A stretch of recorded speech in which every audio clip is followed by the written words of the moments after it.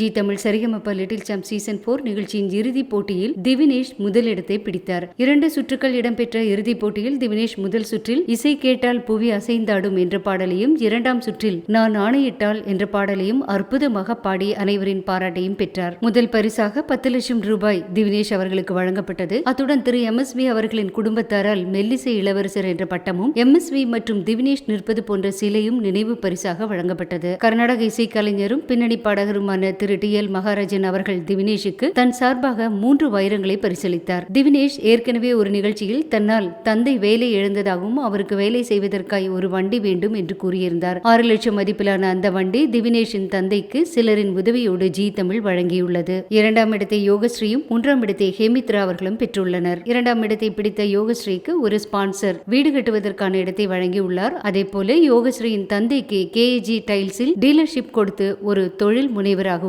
மாற்றியுள்ளனர். எந்த ஒரு போட்டியிலும் இதுவரை ஒரே மாதிரியான பாடல்களை பாடக்கூடியவர்களுக்கு முதல் பரிசு வழங்கப்படவில்லை என்றாலும் திவினேஷுக்கு வழங்கப்பட்டதற்கான காரணம் திவினேஷின் தனித்திறமை மற்றும் குடும்ப சூழ்நிலை, இப்படி பல காரணங்கள் கூறினாலும் பழைய பாடல்களை, கருத்தாழமிக்க வரிகளை உடைய பாடல்களை தேர்வு செய்து திவினேஷ் பாடியதுதான் இவ்வளவு பெரிய தாக்கத்தை மக்களிடையே ஏற்படுத்தியுள்ளது. இறுதிச் சுற்றில் பங்கேற்ற ஹேமித்ரா, ஸ்ரீமதி, அபினேஷ், மகந்தி, யோகஸ்ரீ, திவினேஷ் போன்ற அனைவருக்கும் நமது வாழ்த்துக்களை தெரிவித்துக் கொள்வோம். அத்துடன் வெற்றி பெற்ற திவினேஷ், யோகஸ்ரீ மற்றும் ஹேமித்ராவுக்கும் நமது வாழ்த்துக்களை தெரிவித்துக் கொள்வோம்.